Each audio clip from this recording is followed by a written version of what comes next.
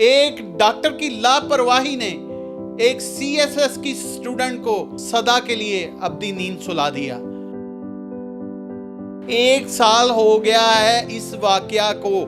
1 साल में अभी तक इन्हें इंसाफ नहीं मिला।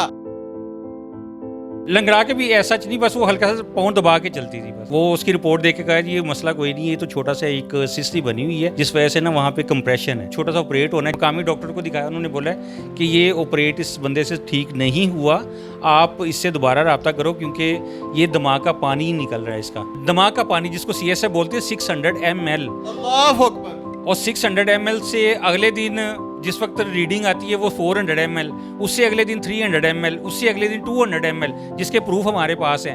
9वें दिन जो है ना वो पैरालाइज हो जाती है।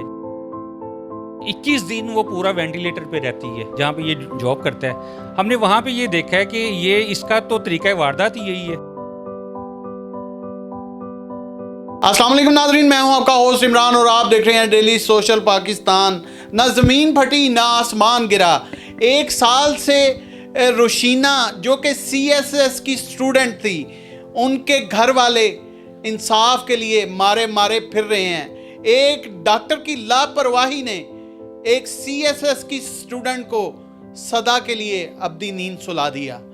उनके भाई मेरे साथ मौजूद हैं। माशाल्लाह वो BS ऑनर की स्टूडेंट थी और BS ऑनर अपना कंप्लीट करने के बाद वो CSS की तैयारी कर रही थी और बड़ी होनहार, और पूरे एजुकेशनल कैरियर में कभी उसने ट्यूशन तक नहीं ली थी। इतनी हमारी वो बच्ची जो थी काबिल बच्ची थी। वो पाँव का एक अंगूठा जो था ना वो उसका हल्का सा पैरालाइज हुआ, तो वो ऑर्थोपेडिक वालों को दिखाते रहे, तो उन्होंने 6 माह की तशखीस करने के बाद उन्होंने बोला कि जी सम टाइम होता है कि कोई नर्व दब जाती है, तो आप किसी न्यूरो सर्जन से ना रब्ता करें। जिस वक्त रिपोर्ट लेने के लिए गए हैं तो वहाँ पे उनका एक एजेंट छोड़ा हुआ हाफिज शहबाज नामी, उसने हमें डॉक्टर ज़ुबैर अहमद ख़ान जो कि वहाँ का सीनियर रजिस्ट्रार है यूनिट 3 का, उसके कमरे तक पहुँचाया। तो उसने ना वो उसकी रिपोर्ट देख के कहा कि ये मसला कोई नहीं है, ये तो छोटा सा एक सिस्ट ही बनी हुई है जिस वजह से ना वहाँ पे कंप्रेशन है, तो आप इसका एक सिंपल सा एक छोटा सा ऑपरेट होना है। जैसे ऑपरेट इस तरह के लगा ली जैसे एक पित्ते का ऑपरेट होता है ना, बस ऐसे ही है।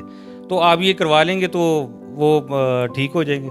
अच्छा, यहाँ पे मैं आपको रोक रहा हूँ कि डॉक्टर साहब ने आपको क्या कहा कि आप इसी सरकारी हॉस्पिटल में करवा लें या जहाँ पे वो प्राइवेट प्रैक्टिस करते हैं निजी हॉस्पिटल में वहाँ पे करवाएं? उन्होंने हमें ये कहा कि जी अगर यहाँ पे आपने करवाना है तो 2, 2.5, 3 महीने भी लग जाते हैं। जरील यहाँ पे होना पड़ता है बाकायदा तौर पे। उनका जो एजेंट जो हमें घेर के लेके गया, बाद में हमें पता चला कि ये पूरी एक गेम खेलते हैं। वो एक मशहूर हॉस्पिटल है, तो वहाँ पे उसने जो है ना इसका ऑपरेट जो है ना किया, और कलमा चौक के करीब हॉस्पिटल है वो। और इसने जिस वक्त ये ऑपरेट किया है ना, तो ऑपरेट करने के अगले दिन ही ये उसको हमें कहते हैं जी आप ले जाएं, वहाँ की नर्स ने बोला। हमने इसको फ़ोन किया तो वो उसने बोला कि जी ये जो है ना कौन सा ऑपरेट, वो उसे जैसे उसे पता ही नहीं है कि मैंने कौन सा ऑपरेट किया है। याददाश्त चली गई। याददाश्त ही चली गई। अच्छा, वो फिर उसको बताया कि ये जो रात को आपने ऑपरेट किया है, तो वो कहता है अच्छा चलो मैं आता हूँ। वो आया नहीं, उसने वहाँ के जूनियर डॉक्टर को बोल के कि जी उसने हमें डॉक्टर ने बुलाया। अच्छा, फिर वो जो है ना हम लोग घर ले आते हैं बच्ची को जिस वक्त घर ले आते हैं वो गनूदगी की हालत में होती है, अपनी स्टेबल नहीं होती। अच्छा, उसके बाद फिर तकरीबन 4 दिन के बाद उसका लंबर ड्रेन बैग जो जख्म वाले हिस्से पे बैग लगा हुआ था ना वो उतर जाता है, जो कि बाद में हमने देखा कि जब कोई ऑपरेट करता है। किस हिस्से का हुआ था? लंबर ड्रेन उसने स्पाइनल कॉर्ड पे वो सिस्ट थी, स्पाइनल कॉर्ड पे ना वो सिस्ट थी। लंगड़ापन? हाँ जी, लंगड़ा के भी ऐसा नहीं, बस वो हल्का सा पाँव दबा के चलती थी। बस इसमें और उसका कुछ नहीं था। तो इसने जिस वक्त ऑपरेट कर दिए, इसने घर भेज दिया। उसके बाद हमारे लिए बार बार इसको हम ज़ख़म दिखाते रहे हैं, उसके अंदर से पानी जो था ना वो निकल रहा था। दूसरे यहाँ पे मकामी डॉक्टर को दिखाया, उन्होंने बोला कि ये ऑपरेट इस बंदे से ठीक नहीं हुआ, आप इससे दोबारा रब्ता करो क्योंकि ये दिमाग का पानी ही निकल रहा है। इसका ये पीप नहीं है, ये दिमाग का पानी है, और ये पीप अगर बन गई तो ये इसकी जान भी जा सकती है। फिर हमने इसको सीरियस लिया, इसको बोला कि जी हम आपके ना सरकारी हॉस्पिटल में ही आते हैं। इसने कहा जी आ जाएं।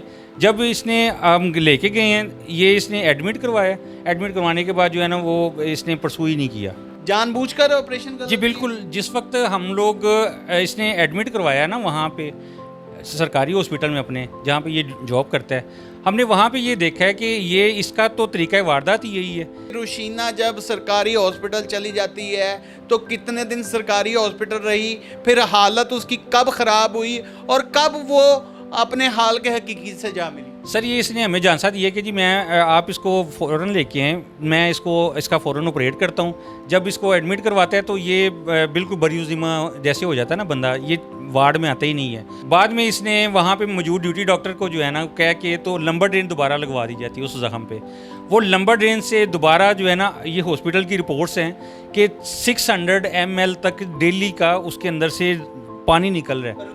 निकल रही हैं। अब दिमाग का पानी जिसको CSF बोलते हैं 600 ml, अल्लाह अकबर। और 600 ml से अगले दिन जिस वक्त रीडिंग आती है वो 400 ml, उससे अगले दिन 300 ml, उससे अगले दिन 200 ml, जिसके प्रूफ हमारे पास हैं। भाई दिमाग है, अंदर को नलका तो नहीं लगा होगा बिल्कुल। और वो ग्रेजुअली निकलते निकलते वो 9वें दिन जो है ना वो डिहाइड्रेट हो गई। वो पैरालाइज हो जाती है। जिस वक्त वो पैरालाइज हो जाती है, पैरालाइज क्यों हुई?